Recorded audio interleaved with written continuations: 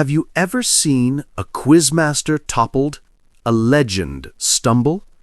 Tonight, we bring you exactly that. The moment when the seemingly invincible Dark Destroyer took a fall. And his reaction shocked the studio, delighted the critics, and left fans in furious uproar. What happens next will make you rethink just how fragile success can be, and how brave one must be to accept defeat. Stay with us, because by the end of this story, you'll be asking, what would I do if I were in his shoes? And welcome back to the channel. I'm Your Name, and if you've ever felt you were unstoppable, wait until you hear this tale of resilience, humility, and one unforgettable statement. Let's rewind. Shaun Wallace, better known on The Chase as the Dark Destroyer, has long been a fixture on the hit quiz show. A barrister by profession, a quizmaster by fame, he carved out a reputation for sharp mind and nothing less than fearsome presence. But behind that calm, gleaming veneer lay a story of struggle. As a young man, he was told by a teacher, "You, a lawyer, at best you'll end up working in a factory or prison."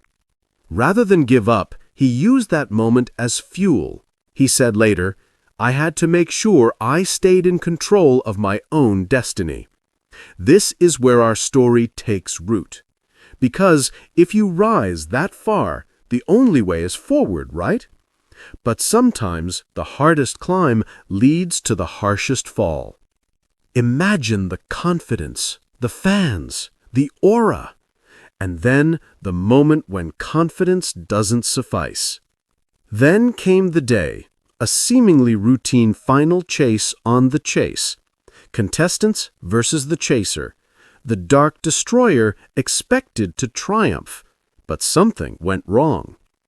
In one episode, Shaun answered a simple question, how many centimeters are in a meter, with 10 instead of 100. The reaction on social media was immediate, brutal. Shaun is thick as mince sometimes for an intelligent man. Another defeat followed. A team scored 16 correct answers, Shaun only managing 12 with 4 questions left. The jackpot walked off. Here was the shock. The mighty had fallen. And the fans responded not with sympathy, but with anger. Why? Because they believed they'd been robbed of what was expected. A flawless chaser, an unbeatable quiz emperor. But what they got was human, vulnerable, and that's when things changed. After the defeat, Shaun did something we rarely see from public figures who falter. He didn't hide, he didn't deflect, he issued a blunt statement. It was a bad day at the office.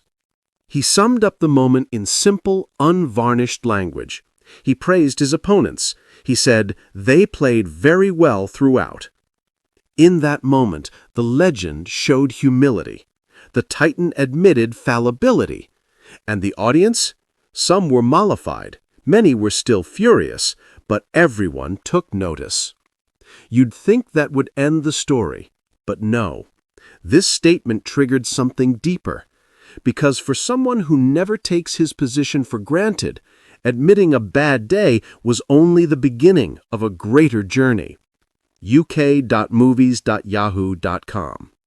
Let's talk about the fans, especially for those of us old enough to remember when sports stars, quizmasters, or celebrities were held up as untouchable. These days, the public demands perfection, and sweet mercy, when a legend slips, the backlash is loud. Viewers lit up X, formerly Twitter, accusing Shaun of deliberate error, of being the weakest chaser in the lineup. They said he was useless. Entertainment Daily. But there's more. Shaun has acknowledged he doesn't take the role for granted. He said, "I am only as good as the last question I answered correctly." Think about that for a moment. For many of us at this stage in life, in our 60s, we understand career ups and downs.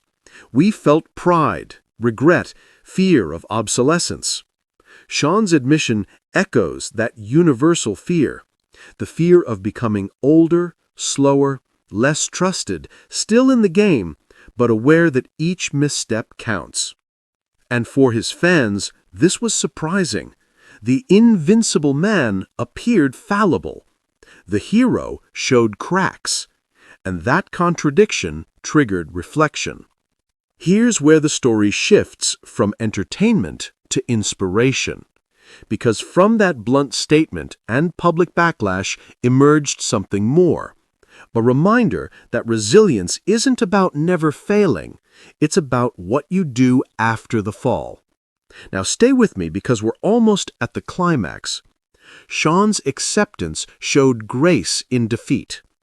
His continued commentary reminded us that success is never guaranteed. And his willingness to show vulnerability gave us permission to accept our own. But what happened next? How did Shaun respond to being told he might be replaced? How did he maintain relevance? More importantly, what can we learn from this at this stage of our lives when change is the only constant? In just a moment, I'll reveal 3 surprising lessons, and trust me, one of them will challenge everything you thought about aging, risk, and second chances. But first, the twist. You might think the story ends with Shaun stepping back, but it doesn't.